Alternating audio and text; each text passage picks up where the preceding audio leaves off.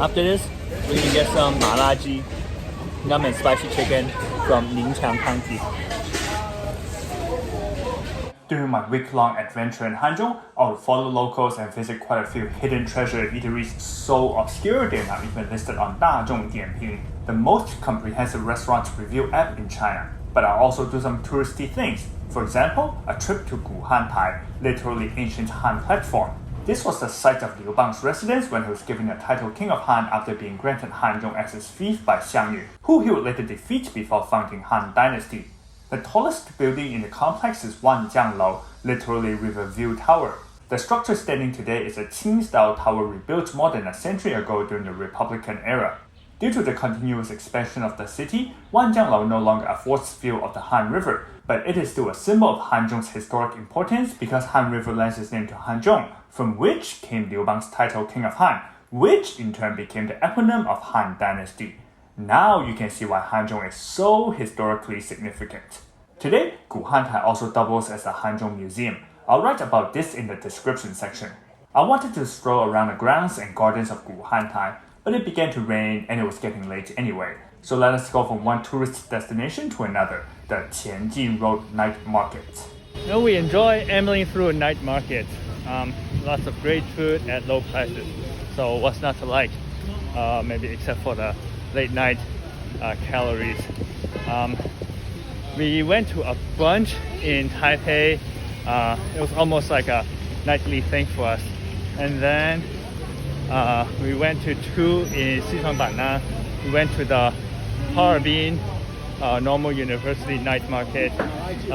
We even went to a few in foreign countries, like Newton Circus in Singapore or Jalan Alor in Kuala Lumpur, Vietnam. And in Busan, we went to a few seafood markets at night. In Hanzhong, there's no shortage of late night snacking locals.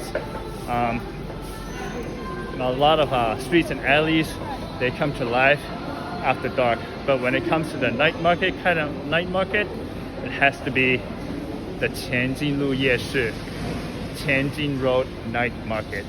Yes, I know there's nothing special about things on offer here. The same foods but better versions can be found in those streets and alleys that come to life after dark.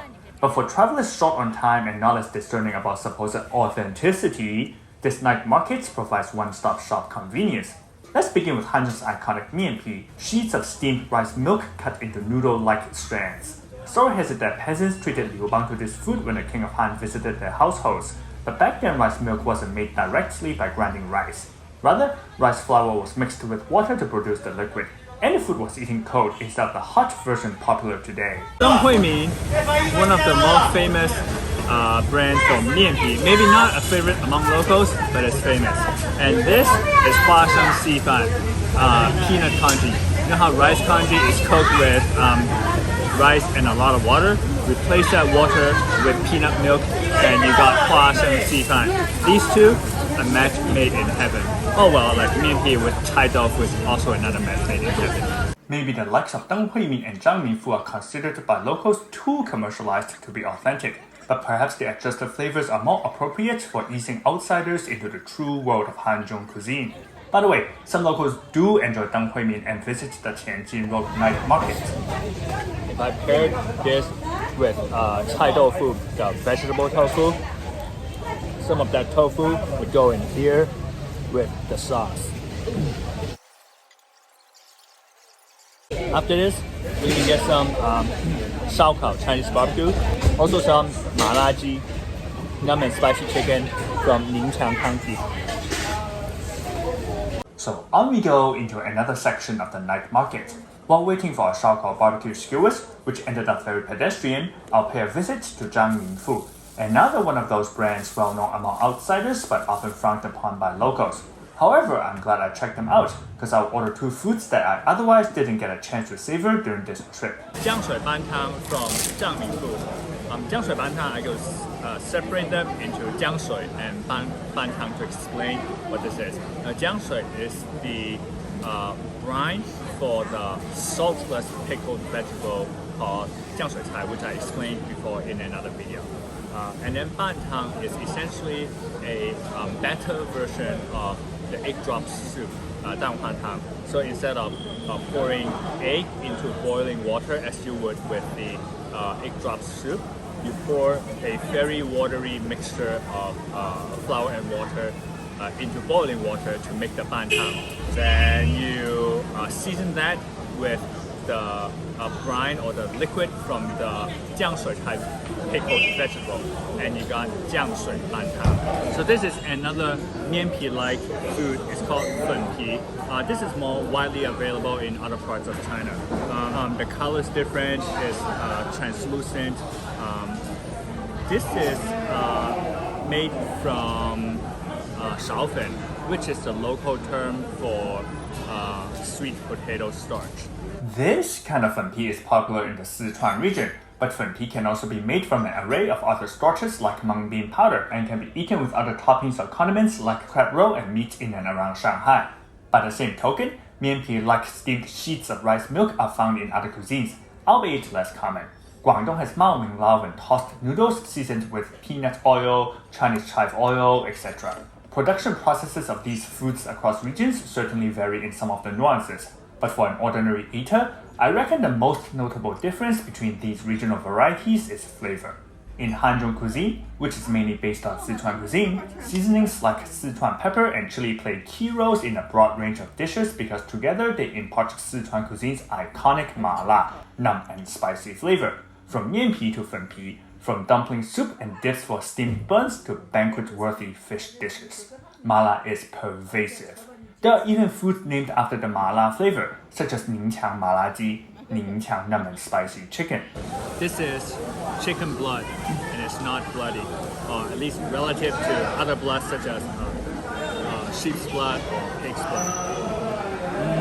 And it's been soaking in the seasoning for about half an hour, so definitely very mild in its bloodiness. In Chinese, there's a saying, 打鸡血. It sort of means, it literally means inject chicken blood, but it really means to get excited. So sort of like a shot in the arm. And this 鸡血 is kind of like a stimulant, gets your appetite all excited and want to eat more. Sichuan style seasoning has a way to get you hyped. The thrill of the Sichuan brand of spiciness is so memorable, I crave it long after the food has been finished. For me, seasoning is the biggest highlight in Sichuan cuisine and related aspects of Hanzhong cuisine. I appreciate different styles of cooking and flavors as much as the next guy, from the savory rubs in American barbecue and the sophisticated sauces of French cooking to the numerous kimchi of Korea and the fermented fattiness of smelly Mandarin fish from China's Han-Wei province. But in my humble opinion, few can rival Sichuan-style seasonings in the magical ability to instill vibrancy into anything.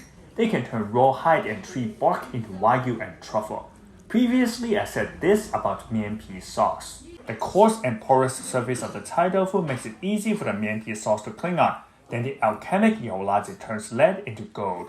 While the seasoning of genuine Sichuan foods, particularly those in the former Sichuan city of Chongqing, might be so numb and spicy as to scare off outsiders and cause digestive problems of varying degrees, I find the intensity of Hanzhong seasoning to be half a notch down compared with real Sichuan dishes. This is why for someone like me, who is no longer accustomed to the heat of authentic Sichuan food, the approachability of Hanzhong cuisine serves as a midway point to transition from the sweetness and mildness of Jiangnan cuisines to the fieriness of Sichuan cuisine with impunity. And we could order mammoth meals without worrying about the spiciness building up beyond our tolerance. A mammoth meal this was at the Qianjin Road night market, and I didn't even mention the rojiam or Chinese hamburger I ate alongside the mianpi, because I'll talk about that in the next video. 再见!